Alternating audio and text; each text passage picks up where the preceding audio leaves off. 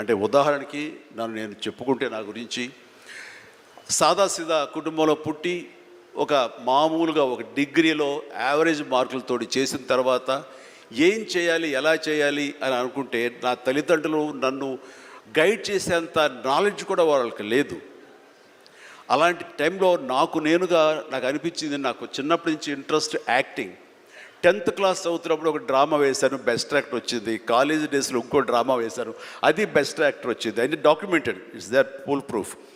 So నాకు అనిపించింది, ఓహో మనలో గొప్ప నటుడు ఉన్నారనమాట, మనం కనుక ట్రై చేస్తే సినిమా ఇండస్ట్రీలో ఒక లెవెల్లో ఉండొచ్చు అనమాట. ఎందుకు వెళ్ళకూడదు మనం సినిమా ఇండస్ట్రీకి అని అనగానే ఎవరితో మాట్లాడినా సరే, ఏ సినిమా ఇండస్ట్రీ తక్కువ అనుకుంటున్నావా, అక్కడ నీకు తెలిసిన వాళ్ళు ఉన్నారా, నువ్వు వెళ్ళగానే పెద్ద గొప్ప అందగాడేవా, నేను వెల్కమ్ చేసేస్తారా అంటూ అందరూ నెగిటివ్గానే అనేవాడు. అదే సహజం, ఎందుకంటే ఇండస్ట్రీకి వెళ్ళి పాడైపోయిన వాళ్ళు అధిక సంఖ్యలో కనబడుతున్నప్పుడు నేను ఎక్కడో లింగులు ఇటుకుమంటూ నర్సాపురం మొగల్తూరు ఆ ప్రాంతం నుంచి నేను వెళితే కనుక ఎంకరేజ్ చేసే భలే ఉన్నారో వెళ్ళరా అనేవాళ్ళు ఎందుకు ఉంటారు. కానీ లోపల నా తపన అంతా తెలియదు, ఖచ్చితంగా వెళ్తే వెళ్ళాలి అనిపించింది. అదే విషయం అమ్మా నాన్నలు చెప్పాను. నేను మైండ్ షిఫ్ట్ గురించి మాట్లాడుతున్నాను.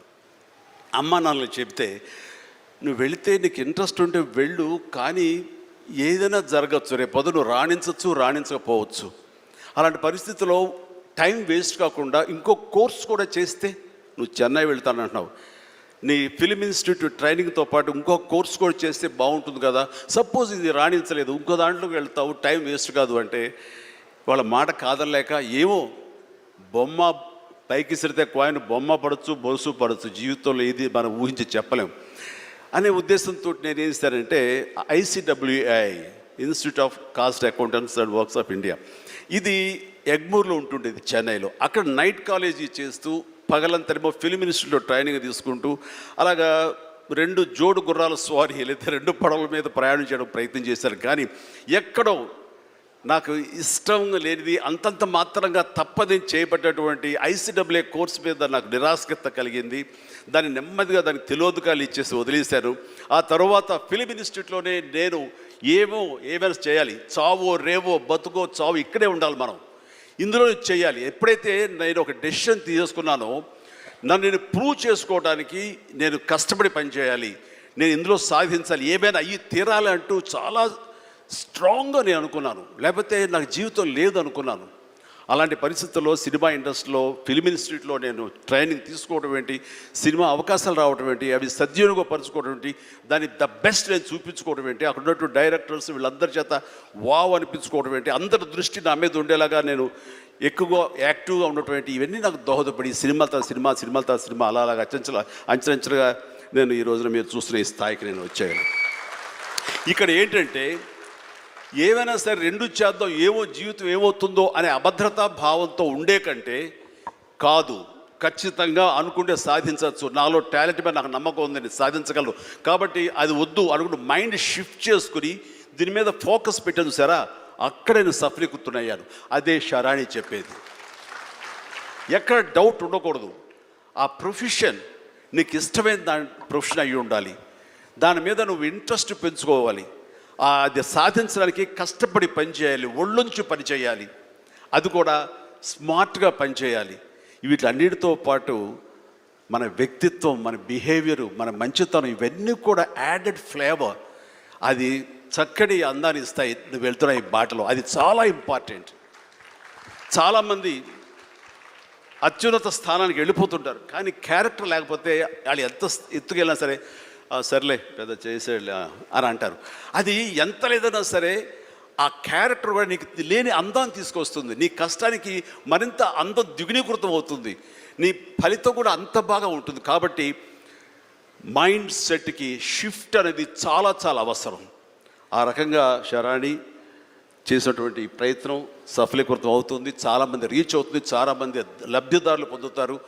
అండ్ చెప్పాలంటే మన నారా చంద్రబాబు నాయుడు గారు కూడా చిన్నతనం నుంచి కాలేజీ రోజు నుంచి నాయకత్వ లక్షణాలతోటి అక్కడ నాయకుడుగా కాలేజీలో ఉంటూ అక్కడి నుంచి తనకి ఇష్టమని ఈ ఫీల్డ్లో రాణించాలి, నా రాష్ట్రానికి సేవలు చేయాలి, ఇక్కడ ఏమైనా సరే అవ్వాలి అనే అకుంఠిత దీక్షతో అయ్యారు.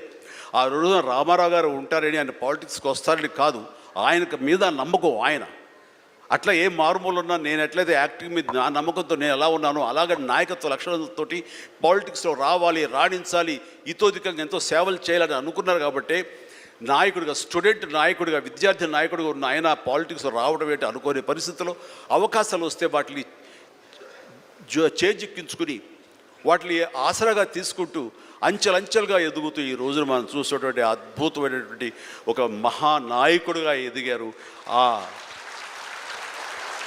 ఆయన దిశానిర్దేశంలో, ఆయన నాయకత్వంలో హైదరాబాద్ దగ్గర నుంచి ప్రతి నగరం, అంటే ఫస్ట్ ఇండియాలో ఆఫ్టర్ బెంగళూరు మళ్ళీ అలాంటి ఐటీ నగరంగా, అంటే ఎంత విజనరీ అంటే ఫ్యూచర్లో ఇది డెఫినెట్గా ఈ రోజున మనం అనుకుంటున్నాం డిజిటలైజేషన్ ఆ రోజున అంత ఉధృతంగా లేదు, అలాంటి దాన్ని అవి తీరుతుంది ఆయన అన్నారే.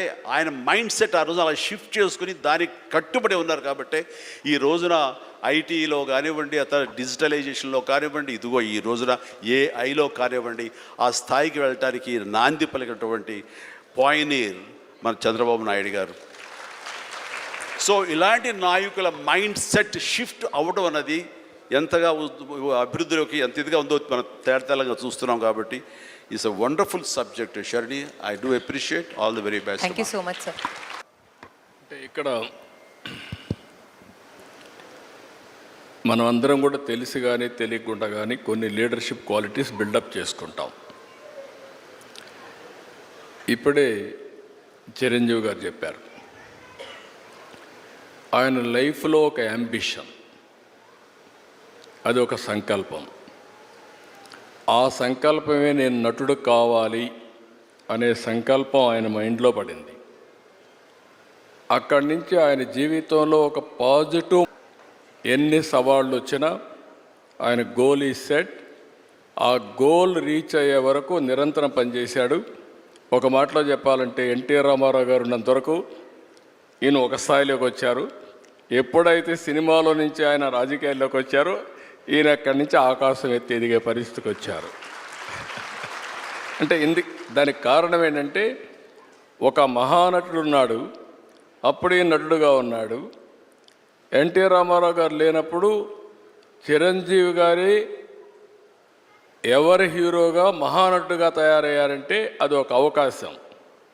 ఇప్పుడు నేను కూడా ఉన్నాను. నేను రాజకీయ నాయకుడు కావాలనుకున్నాను. నేను యూనివర్సిటీ చదువుకుంటున్నాను.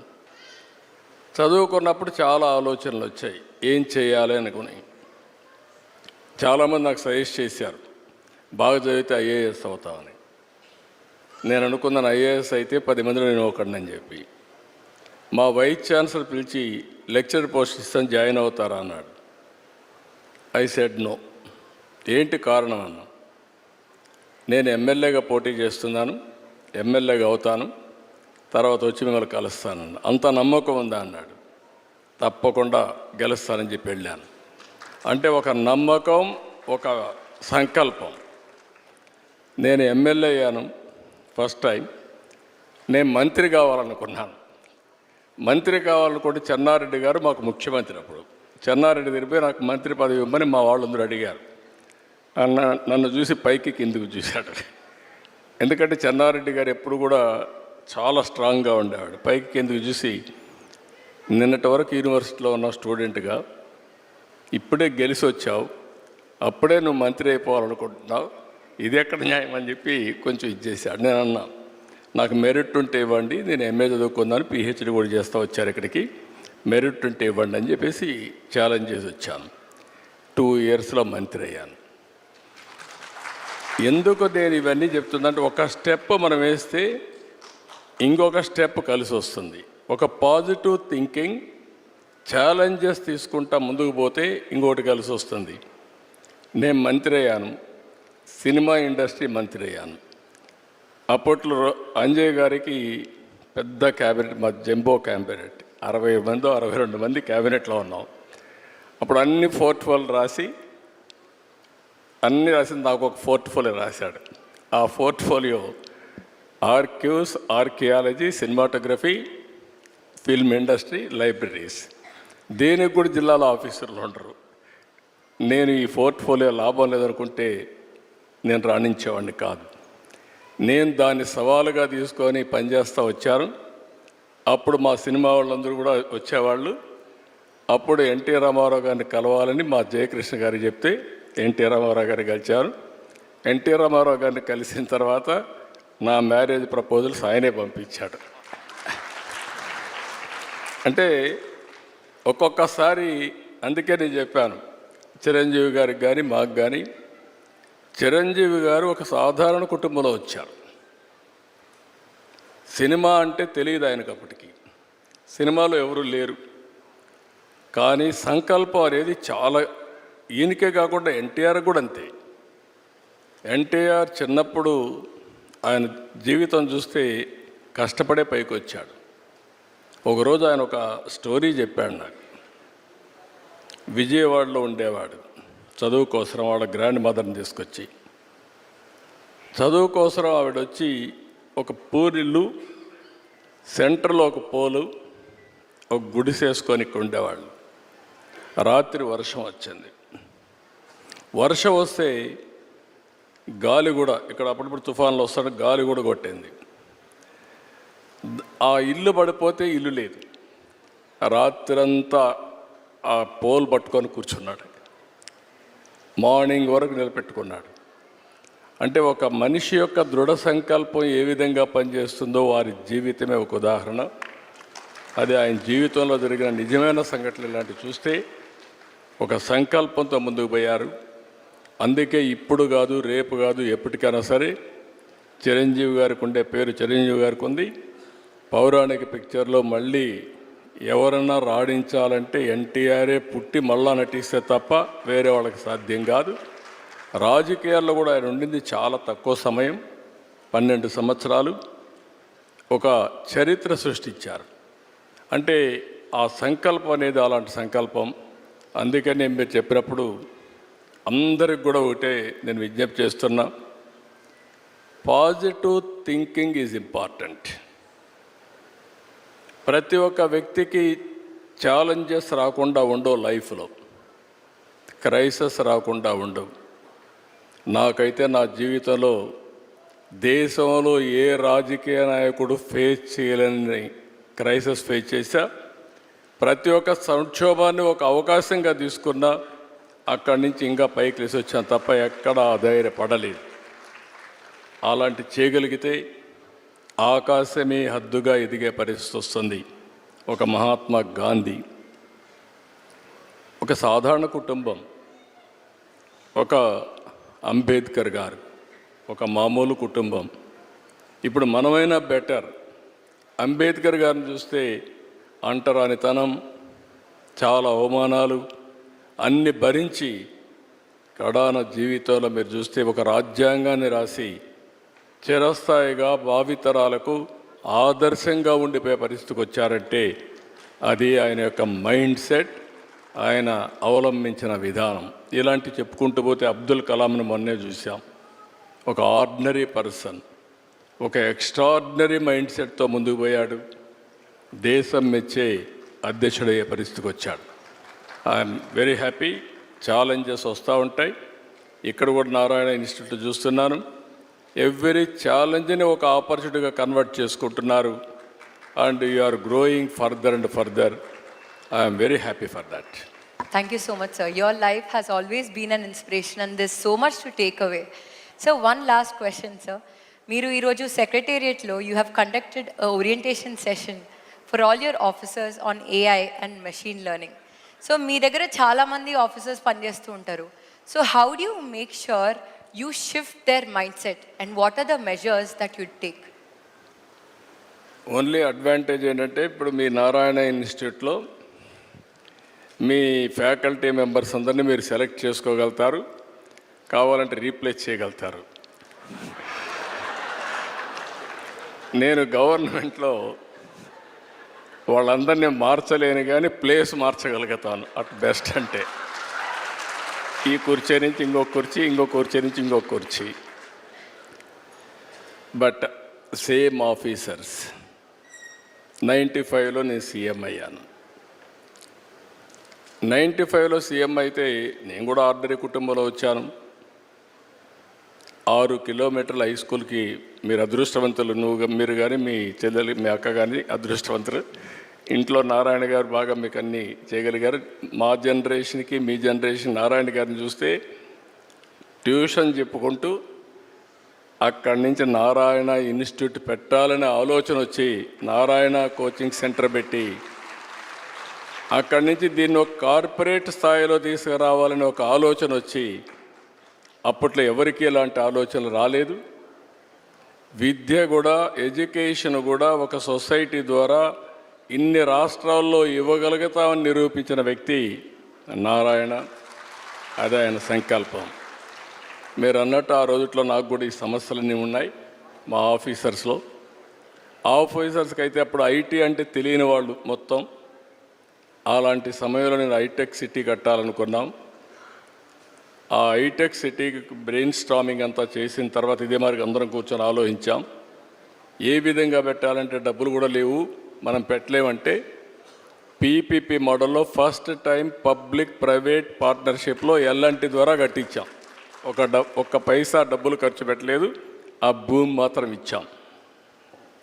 అది అయిన తర్వాత హైదరాబాద్లో ప్రతి ఒక్క కంపెనీ తీసుకొచ్చారు, మేము ఇచ్చింది భూమి మాత్రం ఇచ్చాం. ఈరోజు హైదరాబాద్ దేశంలో హైయెస్ట్ పర్ క్యాపిటా ఇన్కమ్ ఉందంటే ఆలోచనలు నాది, అమలు చేసింది అధికార యంత్రాంగం. ఆ రోజు కూడా మా సెక్రటరీలు వచ్చేవాడు, నిద్రలేస్తానే వచ్చేవారు, వేరే వేరే ఆలోచనలు తెచ్చేవారు, నేను దానికి ఒక షేప్ ఇచ్చేవాడిని, చేపించాం. ఆ రోజు హైటెక్ సిటీ ఐటీ మాట్లాడాను, మైండ్ షిఫ్ట్ అన్నారు మీరు. దానివల్ల ఐటీ ఒక స్లోగన్ ఇచ్చాను, ప్రతి ఒక్క ఇంటికి ఒక ఐటీ ప్రొఫెషనల్ ఉండాలి అని ఆ రోజు స్లోగన్ ఇచ్చాను. దాంతో చాలామంది పల్లెటూరు నుంచి వచ్చి బాగా చదివించి ఐటీ చదివించారు.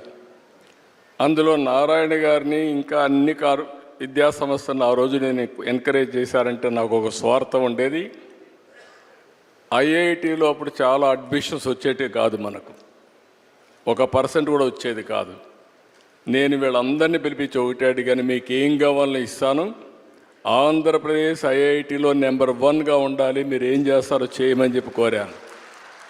అట్ వన్ స్టేజ్ తెలుగు రాష్ట్రాల నుంచి 20% ఐఐటీకి వచ్చేసారు. ఇంకొక స్టేజ్కి పోతే బిట్స్ పిలానీలో 70% 65% తెలుగు వాళ్ళే ఉన్నారు. వాళ్ళకి అర్థం కాలేదు, వీళ్ళేంటి మరుగు వచ్చేసారు, ఎట్లా వస్తున్నారు వీళ్ళని. అది చూసి ఎగ్జామ్స్ ఇవన్నీ మార్కులంతా వీళ్ళు మ్యానిపులేట్ చేస్తున్నారనే ఉద్దేశంతో వాళ్ళు ఓన్ సిస్టమ్ పెడితే అప్పుడు కూడా 60% 70% వచ్చారు. అంటే అలాంటి టెక్నిక్స్ అని నారాయణ ఇలాంటి వాళ్ళందరూ నేర్పించి మన పిల్లలకి బ్రహ్మాండంగా తీర్చిదిద్దారు. ఇక్కడ ఏమంటున్నానంటే అక్కడి నుంచి నేను ఈరోజు వచ్చినప్పుడు we're all in a inspiring period. I'm using this word. Technology బాగా మెచ్యూర్ అయింది. మెచ్యూర్ అయిందంటే హిస్టారికల్ డేటా నాలెడ్జ్ అంతా ఉంది మన దగ్గర. ఇప్పుడు ఏఐ వచ్చింది. అదే మాదిరిగా satellite, drone, CCTV camera, IoT, sensors, ఇలాంటి వేరబుల్స్ ఇవన్నీ వచ్చేసాయి. రియల్ టైం డేటా వస్తుంది, నాలెడ్జ్ ఉంది, ఏఐ టూల్స్ వచ్చాయి. ఇప్పుడు క్వాంటమ్ కంప్యూటింగ్కి వెళ్తున్నా. ఆ రోజు హైటెక్ సిటీ కట్టా, ఇప్పుడు క్వాంటమ్ వ్యాలీ అమరావతిలో తొందరలోనే స్టార్ట్ చేస్తున్నాం. చాలామందికి అప్పుడు హైటెక్ సిటీ అంటే ఐటీ అంటే అర్థమయ్యేది కాదు. ఇప్పుడు క్వాంటమ్ కంప్యూటర్ అంటే ఏంటని అడుగుతున్నారు. ఇప్పుడు కంప్యూటింగ్లో 1000 times ఫాస్టర్గా చేయగలిగేది క్వాంటమ్ కంప్యూటింగ్. అలాంటి క్వాంటమ్ కంప్యూటర్స్ పెట్టి భవిష్యత్తులో ఏఐ కూడా ఒక పిలిపిచ్చాను. ప్రతి ఒక్క ఇంట్లో ఒక ఏఐ ప్రొఫెషనల్ ఉండాలి. యూస్ కేస్ అన్నా తయారు చేయాలి, లేకపోతే ఏఐ అన్నా వాడుకోవాలి అని ఒక పిలిపిచ్చాను. నా ఆలోచన ఒకటి, 2047కి భారతదేశంలో అగ్రజాతిగా ఎక్కువ ఆదాయం వచ్చేవాళ్ళు ఎవరంటే దానికి తెలుగువారు చిరునామాగా ఉండాలనేది నా ఆలోచన. రెండోది, ప్రపంచంలోనే నాలెడ్జ్ ఎకానమీలో ఇన్ఫ్లుయెన్షియల్ పర్సన్స్గా తెలుగు వాళ్ళు ఉండాలని నా ఆలోచన. ఇది ఉండాలని ఆలోచన పెట్టుకుంటే లాభం లేదు. మీరు కూడా ఏ విధంగా అయితే నిర్దిష్టమైన ఒక టార్గెట్స్ పెట్టుకున్నారో నేను కూడా ఒక టార్గెట్ పెట్టుకున్నా. అందుకని ఈరోజు ఏఐ అనేది రియాలిటీ. మా ఆఫీసర్స్ అందరికీ కూడా ఏఐ నేర్పించాలనే ఉద్దేశంతోనే క్లాసులు పెట్టాం. నేర్చుకుంటారా అంటే చాలామంది ఫాలో అవుతారు, కొంతమంది అని నేర్చుకుంటారు. వన్స్ ఆ ఎకో సిస్టమ్ క్రియేట్ చేస్తే ఈరోజు ఇక్కడ మీరు నారాయణ ఇన్స్టిట్యూట్లో ఎట్టయితే ప్రతి ఒక్కసారి ఆల్ టీచర్స్ అంతా రేటింగ్ కానీ మానిటరింగ్ కానీ పర్ఫెక్ట్గా సిస్టమ్స్ ఉంటాయి మీకు. మేము కూడా గవర్నమెంట్లో అది తయారు చేయగలిగితే ఆటోమేటిక్గా కాంపిటీషన్ స్టార్ట్ అవుతుంది. నిన్న మొన్న మీరు చూసుంటారు, మీరు ఏ సిస్టమ్స్ అయితే ఫాలో అవుతున్నారో మేము కూడా వాట్సాప్ గవర్నెన్స్ ద్వారా మీరు ఏ ఆఫీసుకు పోయే పని లేకుండా ఏ పని కావాలన్నా, ఏ రిజల్ట్ కావాలన్నా, ఏ సర్టిఫికేట్ కావాలన్నా రియల్ టైంలో ఇచ్చే పరిస్థితికి వచ్చాం. 270 సర్వీసెస్ ప్రొవైడ్ చేస్తున్నాం. అనదర్ 4 monthsలో 1000 సర్వీసులు ఇస్తాం. ఏ వ్యక్తి ఏ ఆఫీసుకు పోయే పని లేదు, మీరు టైప్ కూడా చేసే పని లేదు. హాయ్ అని మీరు ఏదైతే మేము ఇచ్చిన నెంబర్ కొట్టి మీకేం కావాలనో చెప్తే ఆ పని చేసి మళ్ళా మీకు సమాధానం చేసే పరిస్థితి తీసుకొస్తాం. మేము మీ ప్రైవేట్ సెక్టర్లో ఎట్లయితే మీరు కంపీట్ చేస్తున్నారో మీకంటే ఇంకా ఎఫెక్టివ్గా చేయాలని మైండ్ సెట్ షిఫ్ట్లో ఈరోజు గవర్నమెంట్ ఉంది. But it is possible, everything is in our hands. అది ఆ ప్రాక్టీస్ పాజిటివ్ మైండ్ సెట్తో మనం పోతే ఏదైనా చేయగలుగుతాం. That's amazing to know, sir. I can see a lot of passion in your journey. So ఎప్పుడైతే ఒక మనిషికి dedication, consistency and never give up attitude ఉంటుందో ఖచ్చితంగా వాళ్ళ మైండ్ సెట్ స్ట్రాంగ్ ఉంటుంది and they will become successful in life. Chiranjeevi sir, my last question is to you sir. So I want to ask you if you want to share one powerful message that will help in rewiring everyone's mindset. Yes, జీవితం అన్నది cake walk కాదు, పూల పాన్పు కాదు. ప్రతి క్షణం ప్రతి చోట ఇందాక మీరు అన్నట్లుగా అబ్స్టికల్స్ వస్తుంటాయి, ఆటంకాలు వస్తుంటాయి, ప్రతిబంధకాలు వస్తుంటాయి అండ్ ప్రతికూల పరిస్థితులు ఏర్పడుతుంటాయి. మనం గోల్ స్ట్రాంగ్గా అనుకుంటాం, దానికి కావాల్సిన కష్టం పడుతుంటాం, దానికి కావాల్సిన అవకాశాలని మనం చేజుక్కుంచుకొని ముందుకు వెళ్ళటం కోసం అన్ని రకాలుగా మనం ప్రయత్నం చేస్తుంటాం. మరి తప్పు ఎక్కడ జరిగింది అంటే నీకు ఎన్నో అన్ఫోర్సీన్ బయటకు వస్తుంటాయి, ఒక డిస్ట్రక్షన్స్ వస్తుంటాయి, డిసప్పాయింట్మెంట్స్ వస్తుంటాయి, నేను డీమోటివేట్ చేసేవాళ్ళు ఉంటారు. ఇలాంటి డీలు ఎన్ని ఉన్నా సరే దాన్ని ఢీ కొనాలంటే ఒక డిటర్మినేషన్ ఉండాలి. అది వెరీ మచ్ ఇంపార్టెంట్. అంటే బెదరకూడదు, మన ధ్యేయం చెక్కు చెదరకూడదు, అకుంఠిత దీక్షతోటి ముందుకు వెళుతూ ఉండాలి. నా విషయానికి వస్తే కనుక నేను వచ్చిన కొత్తలో డెఫినెట్లీ నన్ను డిసప్పాయింట్ చేసిన వాళ్ళు ఉన్నారు. నేను హీరోగా ఎదుగుతున్న సమయంలో, హీరోగా 4-5 సినిమాలు చేస్తున్న సమయంలో కొంతమంది ప్రొడ్యూసర్స్ నన్ను ఒక తక్కువ స్థాయి రౌడీ వేషాల కోసం అడిగారు. కొత్తలుడు అని, కొత్తపేట రౌడీ అని, అలా మోసగాడని ఇట్లాగా అడుగుతుంటే పెద్ద పెద్ద హీరో, నేను పక్క నుంచి మంచి కొన్ని యాంటీ హీరో అయి ఉండొచ్చు, but hero lead man characters వేస్తుంటే ఎక్కడో డిసప్పాయింట్మెంట్ ఉంటుంది. అబ్బా ఏంటి నేను హీరోగా పాజిటివ్ క్యారెక్టర్గా, చట్టాన్ని కళ్ళు లేవు ఇలాంటి సినిమాల్లో హీరోగా చేస్తుంటే నన్ను చిన్న చిన్న రౌడీ వేషాలు ఏమంటున్నారు, నా జీవితం అయిపోతుంది, ఇలా కాదు కదా అని అనుకునే పరిస్థితి, వాళ్ళకి ఎదురు చెప్పలేని పరిస్థితి. కానీ లోపల ఒకటే ధైర్యం, ఎన్ని వేషాలైనా వేయనివ్వండి, ఎటువంటి వేషాలు వేయనివ్వండి, నేను ఖచ్చితంగా అలాంటి వాటి కోసం ఎదురు చూస్తాను, అలాంటి ఖచ్చితంగా వస్తాయని ఒక దీక్ష, ఒక నమ్మకం, నాకు ఆ నమ్మకం నిలబెట్టింది. అండ్ ప్రేక్షకులు, నేను చిన్న చిన్న విలన్ పాత్ర 2-3 సార్లు సినిమాలు వేసినా సరే అందరూ కూడా చమక్లా మరిచేవాడిని, ఆకర్షించుకునేవాడిని. ఇడెవడో భలే చేస్తున్నాడు, శబాష్, నెక్స్ట్ పిక్చర్ ఎత్తుంది చేయాలి, అండ్ ఇతను సాంగ్స్ బాగా చేస్తాడు, ఈ సాంగ్స్ పెట్టి ఇతను హీరోగా చేయాలంటూ ప్రేక్షకుల చేత నేను మనల్ని పొంది, ప్రేక్షకులు సినిమా ఇండస్ట్రీలో ఉన్నటువంటి ప్రొడ్యూసర్ని, డైరెక్టర్ని నన్ను ఖచ్చితంగా పెట్టుకుని తీసేలాగా చేశారు. కాబట్టి ప్రేక్షక దేవుళ్ళకి ఎప్పుడు నేను రుణపడి ఉంటాను. అది నా ఒక అధ్యక్ష, నా కాన్ఫిడెన్స్ వాళ్ళని రీచ్ అయింది. నేను చెప్పుకోకర్లా, నువ్వు చేసే చిన్న పాత్ర పెద్ద పాత్ర సరే, నువ్వు చేసే దాంట్లో నీ కన్విక్షన్, నీ యొక్క హావభావాలు, నీ హుషారు వాళ్ళని ఎక్కడో తెలియకుండా రీచ్ అవుతుంది. సైకిల్ కుర్రాడు అంటారు మనూరు పాండవులు. అది 5 మందితో పాటు నేను ఒక కుర్రవాడిని. వాళ్ళకంటే పెద్ద క్యారెక్టర్ నాకు లెంగ్త్ ఏమి లేదు, వాళ్ళకంటే స్ఫురద్రూపం కాదు. కాకపోతే ఆ ఉన్న కొంచెంలో చెముక్కలా మెరిసరికి ఎవడరా భలే ఉన్నాడు, వీడికి లైఫ్ ఉంది రోయ్ అలా అనిపించుకోనంటే అది నన్ను నేను ప్రొజెక్ట్ చేసుకోవడం, నన్ను నేను ఆవిష్కరించుకోవడం, నన్ను నేను బెస్ట్ అనిపించుకోవడం ఉంది. నిరంతరం అదే థాట్తో ఉండి ఆ నమ్మకంతో ఉంటే ఖచ్చితంగా ఇలాంటి డీల్ ఎన్నొచ్చో సరే ధీటుగా ఢీ కొట్టగలం. ఇది నేను చెప్తాను. అంటే ఇంకా ప్రధానమైన ఉదాహరణ చెప్పాల్సి వస్తే మహానాయకుడిని ఇక్కడ ఉన్నారు.